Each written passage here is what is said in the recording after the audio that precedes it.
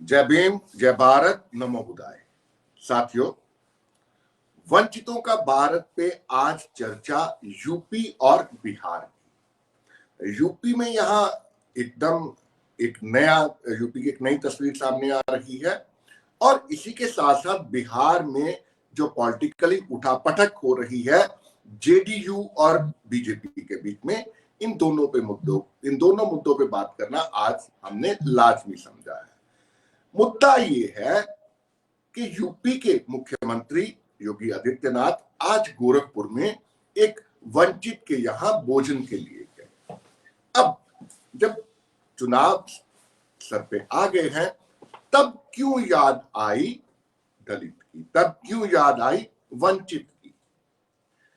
ये इस तरह से भी देखा जा सकता है कि एक के बाद एक लोग बीजेपी को छोड़ के जा रहे हैं। क्या ये उसकी भरपाई के लिए है? क्योंकि जो लोग जा रहे हैं वो शोषितों, वंचितों, मजदूरों, किसानों और छोटे दुकानदारों के मुद्दे उठा रहे हैं। स्क्रिप्ट एक है, सिग्नेचर अलग अलग है। कहीं स्वामी प्रसाद मौर्य की सिग्नेचर है तो कहीं किसी और शख्स के सिग्नेचर है। बिहार में दया प्रकाश सिन्हा को लेकर लगातार पॉलिटिक्स हो रही है। ये दया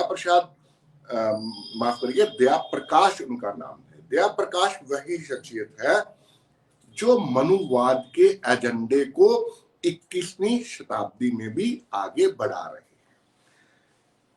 इसी सप्ताह एक बड़े हिंदी अखबार को इंटरव्यू दिया था ये दया प्रकाश सिन्हा ने। उस इंटरव्यू में दया प्रकाश सिन्हा ने क्रूर बादशाह औरंगजेब के साथ महान अशोक सम्राट की तुलना कर डाली।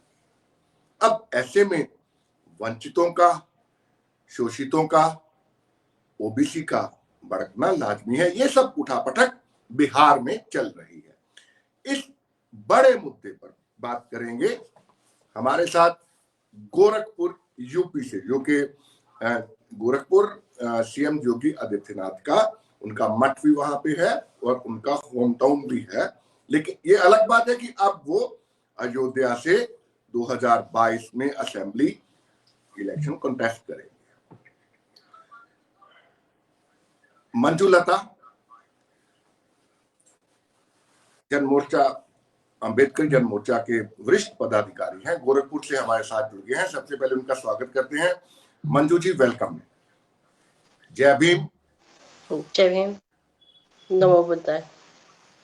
इससे पहले कि मैं सवाल जवाब का सिलसिला शुरू करूं, सुनाना चाहूंगा आपको कि आज स्वामी प्रसाद मौर्य बीएसपी को लेकर कितने तलक दिखे।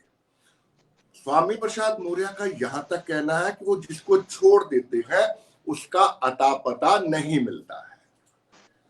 सुनिए क्या कहते हैं स्वामी प्रसाद मौर्य।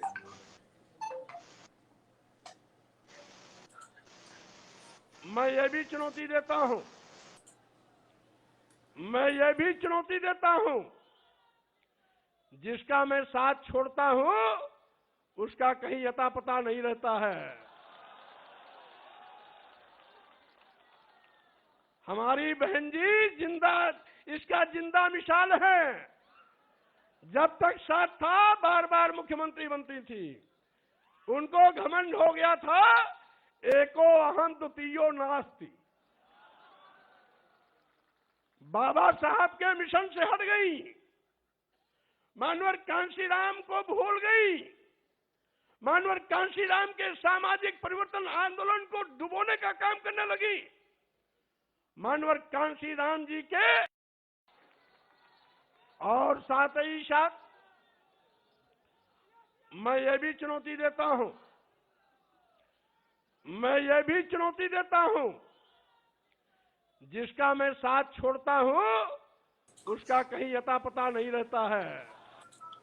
जी मंजुलता जी, सुना आपने, ये वही शख्स है जिन्होंने अपनी सियासत को बीएसपी के माध्यम से चमकाया। बीएसपी के बाद बीजेपी और बीजेपी के बाद अब समाजवादी पार्टी का दामन थाम के साइकिल पे सवार हो गए। ये जो भाषा बोल रहे हैं स्वामी प्रसाद मौर्य, आपका इस पे पहला रिएक्शन क्या है?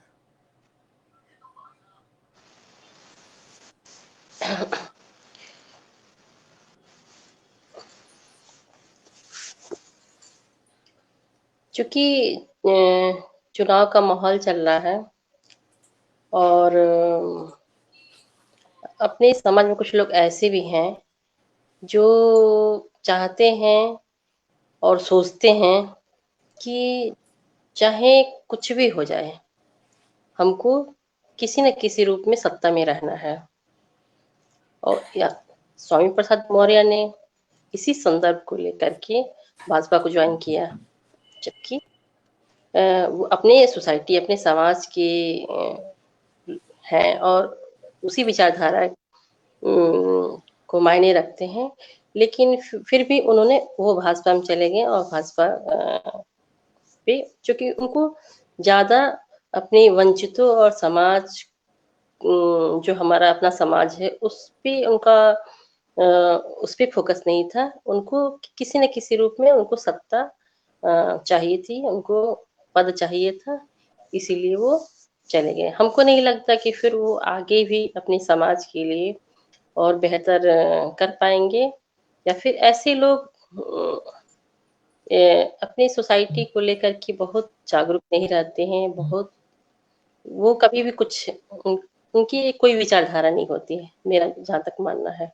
जी मंजू जी, आप अंबेडकर जन मोर्चा के वरिष्ठ पदाधिकारी हैं और आप भी विरोध में हैं बीएसपी के। ऐसे में कहीं ना कहीं तो ये जो बात निकल के आ रही है स्वामी प्रसाद मौर्य की जुबान से, जो अल्फाज निकल के आ रहे हैं, कहीं ना कहीं लगता है कि वो ठीक बोल रहे हैं।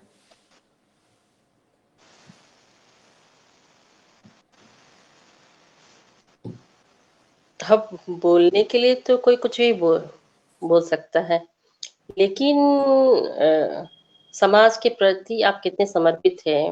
हमारे बाबा साहब डॉक्टर भीमराव अम्बेडकर मानवर साहब ने कितना संघर्ष किया बिना किसी उस पे।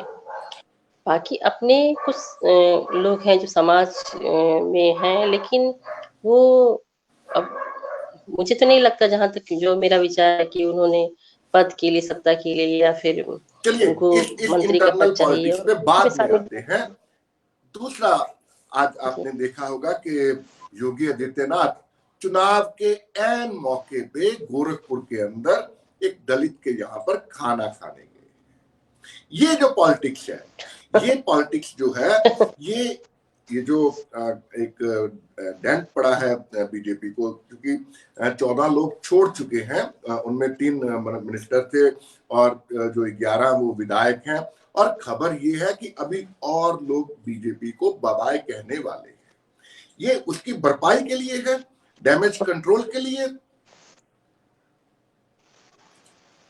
देखिए, अपना भी समाज काफी जागरूक हो चुका है, और ऐसा नहीं है कि वो किसी दलित के वहां भोजन कर लेंगे तो उससे लोग प्रभावित हो जाएंगे और वो फिर सत्ता में आएंगे।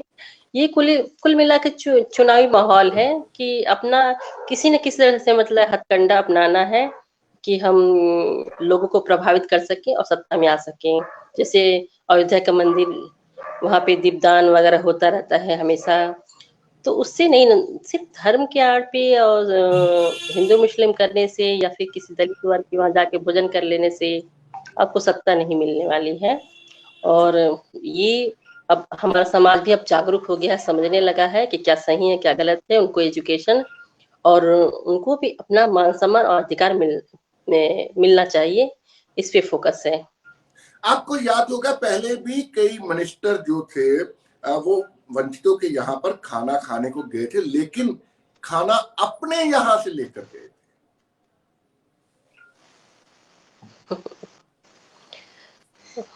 वही कुल मिलाकर के इन लोगों का अपना एक एजेंडा रहता है, जिसे कि हमको किसी न किसी तरह से लोगों को प्रभावित करना है, ताकि वो हमारी तरफ आकर्षित हो और हम सत्ता में रहें, लोगों के बीच में रहें और अपना करते रहें मनमानी।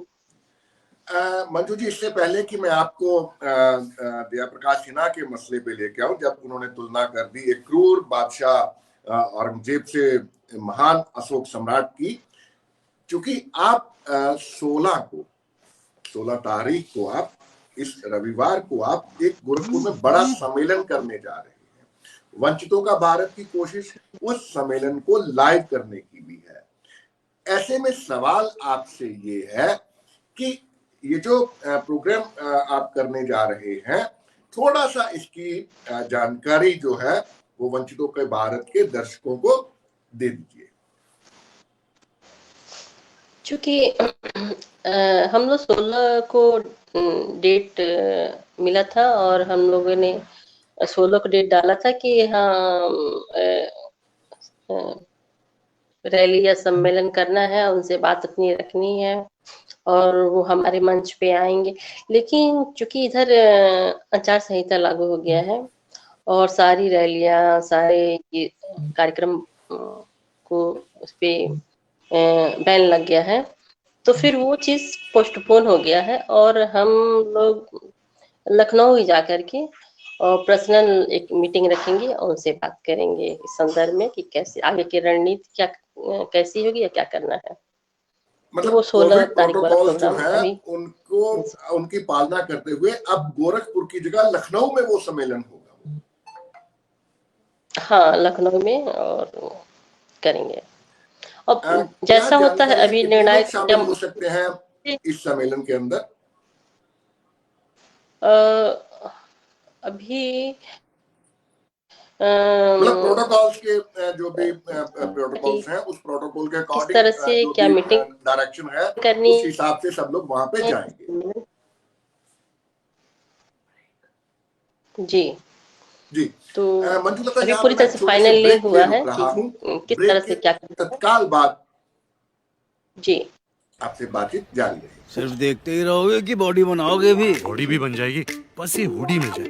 I love this brand. तो ले लो। ले लिया, स्क्रीनशॉट। चल लेके आते। ऑनलाइन ही ले ले। और क्वालिटी फोटो में सब अच्छा लगता है। फोटो में तो तू भी अच्छा लगता है। 6 क्वालिटी चेक और अगर फिट ना आए तो रिटर्न कर देना है। ऐसे थोड़ी बनाए फ्लिपकार्ट इंडिया का फैशन कैपिटल। तो काके क्वालिटी का लोड तू मत ले। तू बस ये लोड ले। उतरी। Genuine brands with easy returns. Flipkart Fashion. Nice. पैचू जीते रहो, जीते रहो, एक और लगाओ। जीते रहो। क्या एक और लगाओ यार जीजू, और क्या आप मारते ही रहोगे? कुछ मीठा भी खिला दो। ले खीर खा, मैंने बनाई है। झूठी। सच्ची?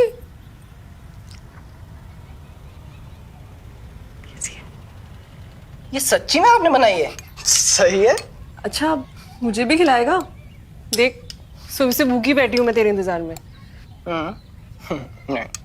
मैं ना खुद ले लूंगी। ये ना मेरे साथ पैक होके मेरे घर जाएगी। थैंक। अबे दे। मैं नहीं दे रहा। हाँ आई। देख खत्म मत करियो, कूट दूंगी वरना। दीदी बुला रही। क्या हुआ? नमक कहाँ है? वही तो है। ये तो खाली है दीदी। इस बर्नी में थोड़ी नमक है, इसमें तो चीनी थी। चीनी तो ये है, वो चीनी पिस के रखी है ना, तो इसलिए आपको लगा कि वो। मैं नहीं दूंगा। जीजा उन्हें दे रहा। हाँ वो लेकिन मैं दूंगा। मैं सिम मुझे भी नहीं दे रहा ये। देगा भी नहीं।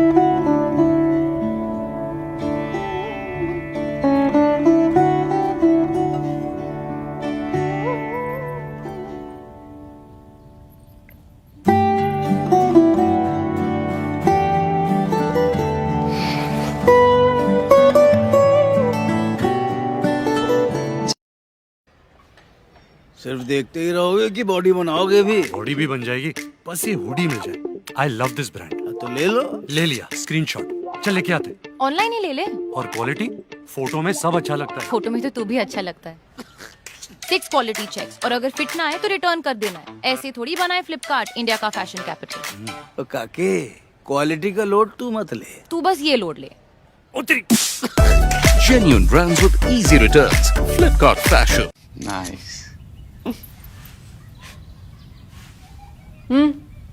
पैचू जीते रहो, जीते रहो, एक और लगाओ। जीते रहो। क्या एक और लगाओ यार जीजू, और क्या आप मारते ही रहोगे? कुछ मीठा भी खिला दो। ले खीर खा, मैंने बनाई है। झूठी। सच्ची?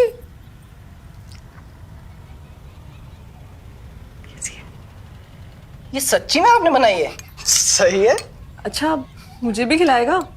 देख सुबह से भूखी बैठी हूँ मैं तेरे इंतजार में। नहीं। मैं ना खुद ले लूंगी। ये ना मेरे साथ पैक होके मेरे घर जाएगी। थैंक। अबे दे। मैं नहीं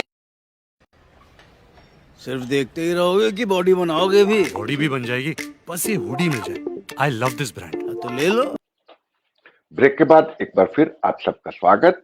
वंचितों का भारत पर आज चर्चा यूपी और बिहार की। बिहार इसलिए कि बिहार में इस वक्त जबरदस्त उठापटक चल रही है जेडीयू वर्सेस बीजेपी के अंदर। वैसे तो गठबंधन में दोनों साथी है, लेकिन जिस दिन से दया प्रकाश सिन्हा का इंटरव्यू सामने आया, जिस इंटरव्यू में दया प्रकाश सिन्हा ने महान अशोक सम्राट की तुलना, उनको कंपेयर कर दिया एक ऐसे शख्स के साथ जिसका किरदार क्रूरता से भरा हुआ है। अंबेडकर जन मोर्चा के मंजुलता जी, ये बहन हमारे साथ लगातार जुड़े हुए हैं गोरखपुर से। अब सीधा सवाल मेरा ये है कि ये जो दया प्रकाश सिन्हा ने कहा, मनुवाद को, मनुस्मृति को फिर से लाने की साजिश तो नहीं है? ये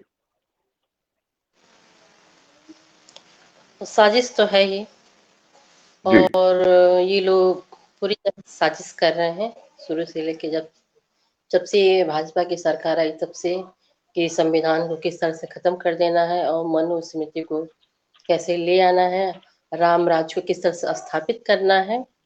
ये पूरा एजेंडा था इन लोगों का, और इस पे काफी हद तक इन लोगों ने सफलता भी पाई। जैसे निजीकरण देख ही रहे हैं, हर चीज का निजीकरण हो रहा है, हो चुका है, आरक्षण भी धीरे समाप्त के कगार पे है। तो ये पूरी तरह से राम राज स्थापित करना, जिसका जो काम है, जिस जाति धर्म के लोग हैं वो वही काम करे। राम राज में तो ये सब होता था। तो ये पूरी तरह से इन लोगों का एजेंडा है कि मनुस्मृति को लागू करना और संविधान को खत्म करना। ये मतलब इनका पूरा एजेंडा है।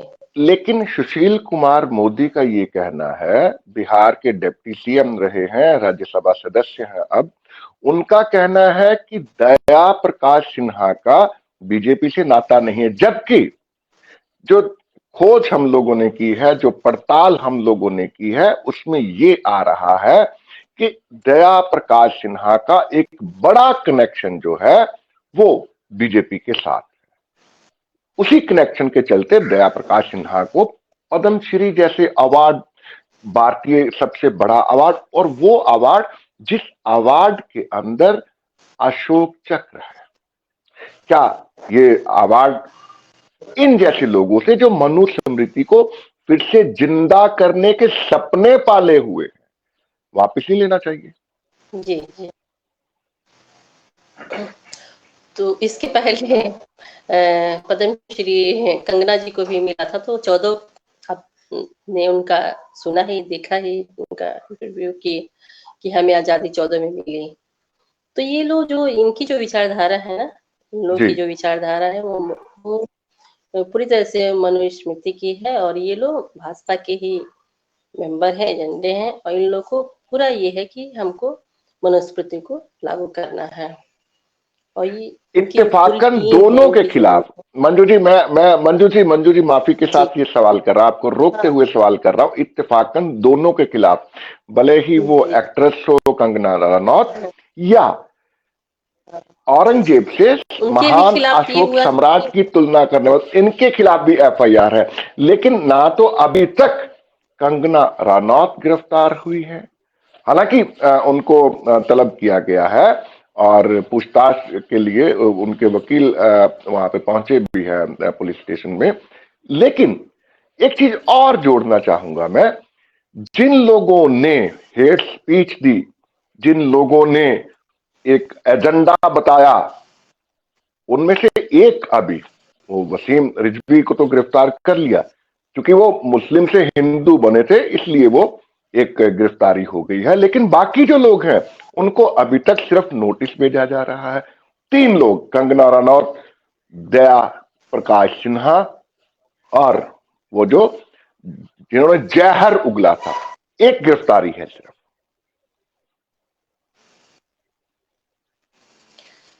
तो गिरफ्तारी इन लोग की नहीं होगी, क्योंकि भाजपा की सरकार है और उनके हिसाब से उनकी जो मन की बात बोलते हैं ना ये लोग, जो लोग ये स्थापित करना चाहते हैं वही चीज बोलते हैं, तो उन लोग की गिरफ्तारी कैसे हो सकती है? संभव है? आपको यकीन नहीं है, नहीं गिरफ्तारी होगी जी। नहीं तो नहीं गिरफ्तारी ये जो जब तक इनकी सरकार है तब तक नहीं जी।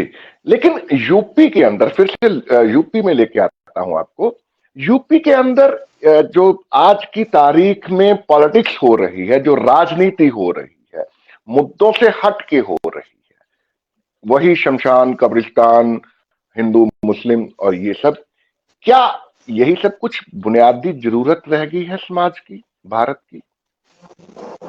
क्योंकि यूपी में वो योगी जी है ना मुख्यमंत्री योगी आदित्यनाथ जी हैं। आप हंस रहे हैं उनका नाम लेते हुए? क्योंकि क्योंकि इसलिए क्योंकि वो शुरू से ही वो किस तरह से बाबरी मस्जिद, आप याद है मुझे सब कुछ, 92 का सबको याद है, मुझे भी याद है, आपको भी याद है। लेकिन एक सवाल यहाँ पर ये है कि बुनियादी जरूरतें जो है, जो आवश्यकताएं हैं एक एजुकेशन की, हेल्थ की, वो उसका कहीं भी जिक्र नहीं कर रहे। आज वो गोरखपुर में एक वंचित के यहाँ खाना खाना गए हैं, उससे वो संदेश देना चाहते हैं, आपने बता ही दिया है। लेकिन इन लोगों की जुबान पे कब शिक्षा, हेल्थ और दूसरी नहीं आएगी? क्योंकि यहाँ पे मैं आपको रोकती हूँ, अपनी बात रखना चाहूंगी कि देखिए ये लोग इस मुद्दे पे, एजुकेशन पे, बेरोजगारी पे और जो हम लोग की जो सोसाइटी है उनका मतलब किस तरह से बेहतर स्वास्थ्य पे, किस पे ये लोग अपनी बात नहीं रखेंगे, ना ही मतलब करना चाहेंगे। इन लोग का ये एजेंडा है कि बस हिंदू मुस्लिम का इस तरह से भड़काऊ बातें करना, लोगों को आपस में भ्रमित करना और किस तरह से मतलब उनका माइंड जो है डाइवर्ट करके और आपस में दंगा फसाद कराना और उस पर ये पॉलिटिक्स करना, राजनीति करना, ये लोग शुरू से किए हैं और आगे भी ये कर रहे हैं और आगे भी करना चाहेंगे। ये तो बाबा साहब ने बहुत पहले, आजादी से बहुत पहले उन्होंने किताब लिखी थी कि ये लोग जो है कोई नहीं चाहता था इंडिया पाकिस्तान की नींव जो है वो इन्हीं लोगों ने रखी है। उस वक्त जो हिंदू महासभा थी, उसके बाद हिंदू महासभा से संघ का जन्म हुआ और आज ये जो सब दया प्रकाश सिन्हा जैसे लोग हैं उसी चीज को बढ़ावा दे रहे हैं। जबकि आज दुनिया भर में हर चीज का सर्च हो रहा है, कोविड को लेकर सर्च लगातार चल रहा है, वृद्ध अवस्था में लोगों को कैसे रहना है उस पर लगातार बातें सामने आ रही है, टेक्निक की बातें हो रही है और सबसे जो बड़ी चीज पे बातें हो रही है वो पोल्यूशन कंट्रोल करने को हो रही है। लेकिन भारत के अंदर जुबान का पोल्यूशन जो है वो इतना गजब है कि बस हिंदू मुस्लिम। जी बोलिए कुछ कहना चाहते थे आप? आप उनका स्पीच भी सुना कीजिए, योगी जी का स्पीच भी सुना कीजिए। वो कभी भी एजुकेशन पे बात नहीं करते हैं, वो हमेशा गाय गोबर गौमूत्र, हिंदू और मुस्लिम, शमशान कब्रिस्तान, इसी पे बात करते हैं। उनका जो आप कई जगह जाते हैं और उनकी जो महाकड़ जो होते हैं उनकी जो स्पीच होती है तो उस मैं पे तो इनको इनवाइट एजुकेशन कर या इन रहा सब हूं चीजों पे वंचितों उनका का फोकस भारत पे योगी काफी आदित्यनाथ को, कि वो आए और सवालों का जवाब दे।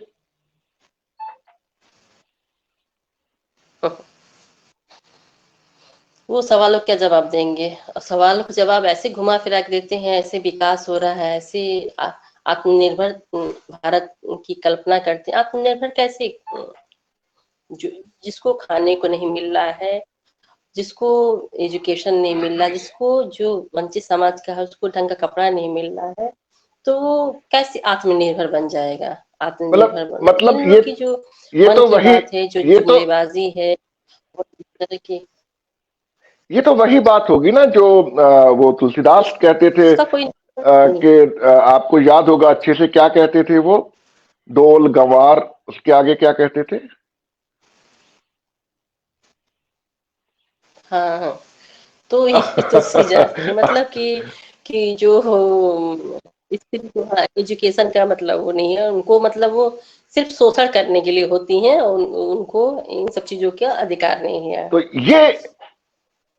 ये बस जो दास होते हैं, जो स्त्री होती हैं, वो मतलब शोषण जी, के पात्र होती हैं, उनका बस वो सेवा करे और शोषण उनका हो, वो एजुकेशन के पात्र नहीं 21वीं होते सदी हैं। में भी इनके ख्यालात जो इस है तरह की वो वहीं के वहीं है। बहन मंजूलता, आपने बेशकीमती वक्त दिया जी। वंचितों का भारत को, थैंक यू सो मच। एक बात और हमको अभी याद आ रहा है जी जी, आपसे ये बोल बात सकते आप। कहते हुए मैं बाबा साहब ने कहा था जिस दिन हिंदू राष्ट्र स्थापित होगा जी उस दिन बहुत स्थिति भयावह होगी। जी उन्होंने अपनी किताब में लिखी है, और ये होना नहीं चाहिए। इसके लिए हम लोग बहुत संघर्ष कर रहे हैं, लगे हुए हैं कि ये सत्ता परिवर्तन बहुत जरूरी है। अगर सत्ता परिवर्तन नहीं होगी इस बार, तो समझ लीजिए स्थिति बहुत खराब होगी, क्योंकि ये वहाँ पूर्वांचल में योगी आदित्यनाथ का वो है।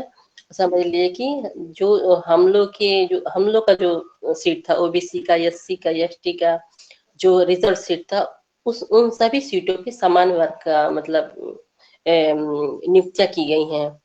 और ये चीजें चूंकि मीडिया तो देख ही रहे हैं, सब बिकी हुई है, लेकिन तो ये ना पेपर में आता है, ना ही इसको वंचितों का और किसी भारत इन मुद्दों को लगातार आपके साथ मिलके उठाता रहेगा और वंचितों की, शोषितों की आवाज को बुलंद करता रहेगा।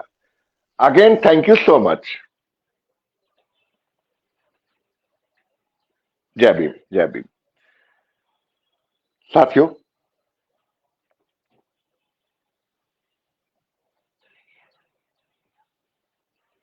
यहां पर एक छोटे से ब्रेक के लिए मुझे रुकना है, और ब्रेक के बाद बात करेंगे वंचितों का भारत की विस्तार की। सिर्फ देखते ही रहोगे कि बॉडी बनाओगे भी? बॉडी भी बन जाएगी, बस ये हुडी मिल जाए। I love this brand. तो ले लो। ले लिया, स्क्रीनशॉट। चल लेके आते। ऑनलाइन ही ले ले। और क्वालिटी? फोटो में सब अच्छा लगता है। फोटो में तो तू भी अच्छा लगता है।